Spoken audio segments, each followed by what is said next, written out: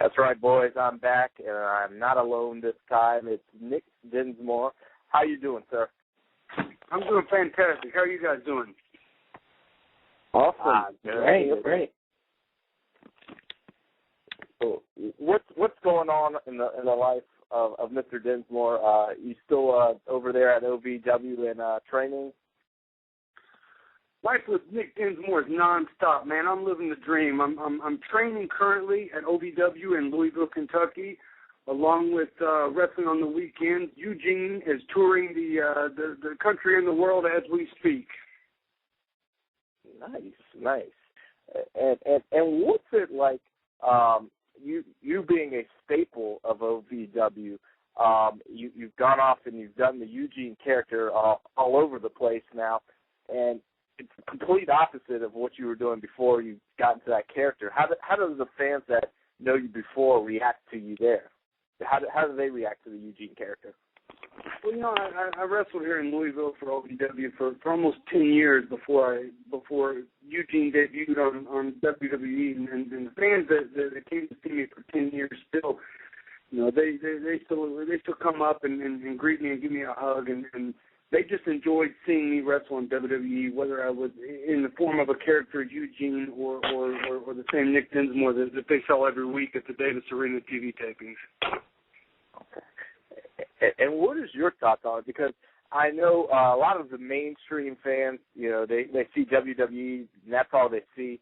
They don't know that, you know, you were called Mr. Wrestling before you came in and, you know, had your shirt on inside out.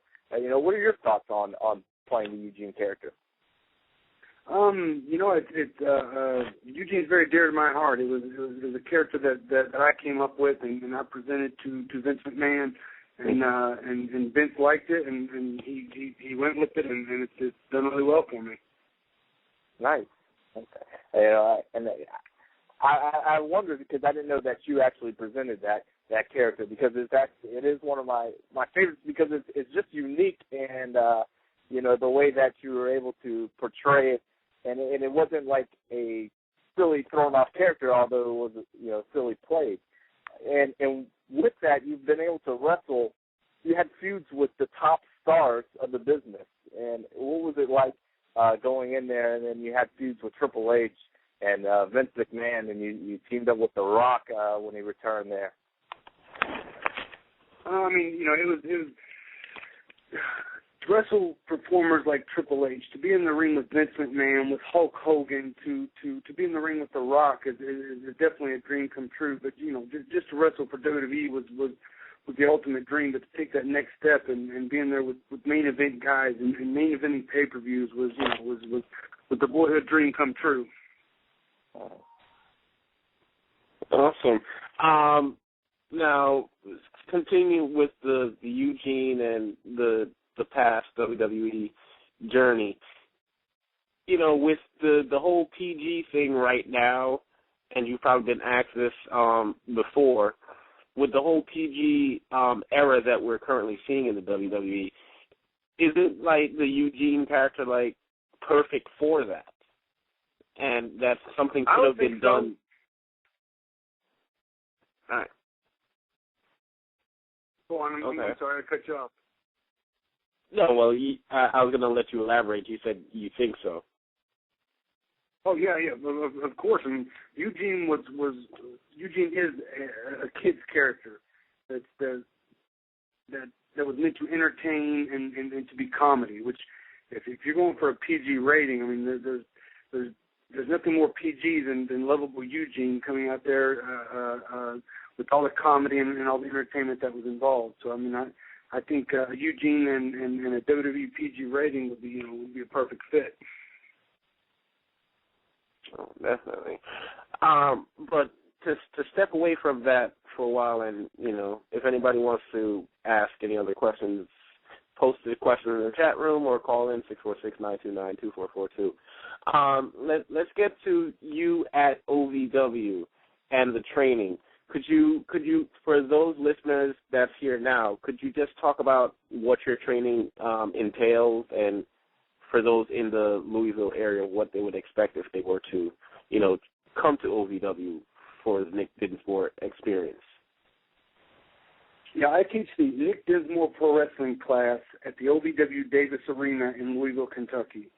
My class is a 10-week class. It meets on Monday and Tuesdays, and it teaches the basics of pro wrestling. It gets mainly people with little to no experience, get their feet wet in the world of pro wrestling. It also teaches guys that might have more experience, the little tricks and the little trades that the way WWE wants their wrestlers trained. You know, I was hired by WWE in 1999. I debuted on TV in 2004. So for those first 5 years, I was the guy in OVW that was wrestling with guys like Brock Lesnar, with guys like Batista, John Cena, Randy Orton. When they all came to Louisville to be trained, when OVW was under the WWE developmental system, I was the guy that was in the ring with them.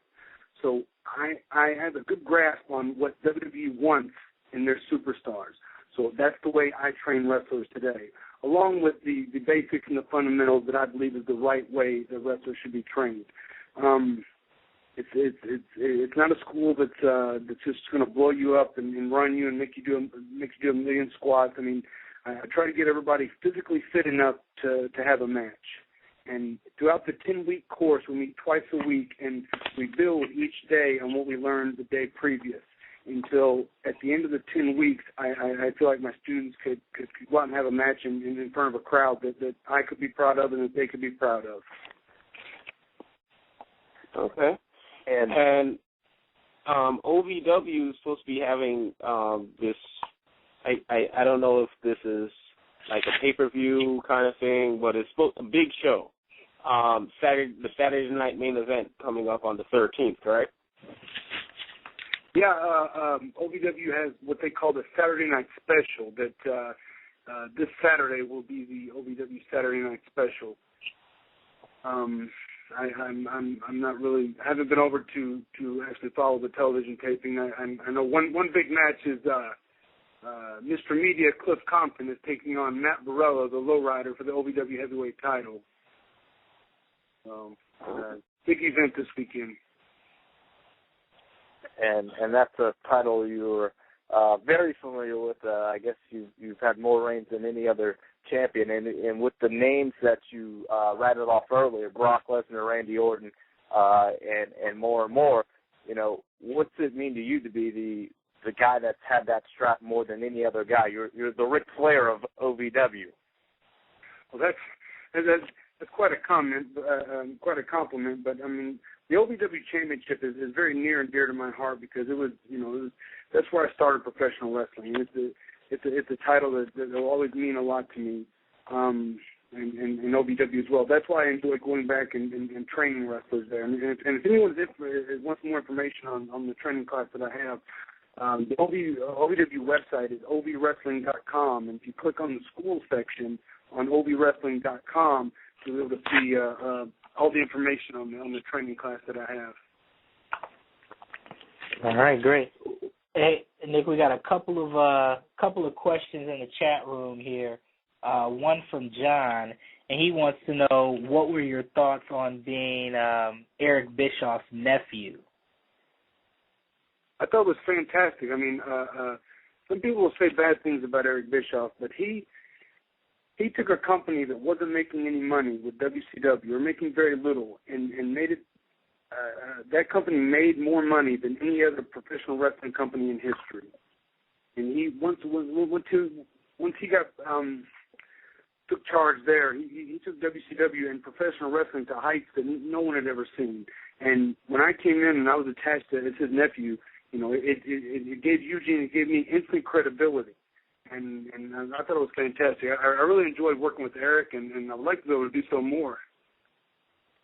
And did you have any kind of relationship with Eric previously, being, you know, you had a couple run-ins there in WCW before you made the leap? I had met him before, but I didn't really know him. I never had a chance to work with him. I never had a chance to sit down and talk to him or have a meeting or anything like that. But not before I got to work with him in WWE, and I really had an up close relationship with him. And with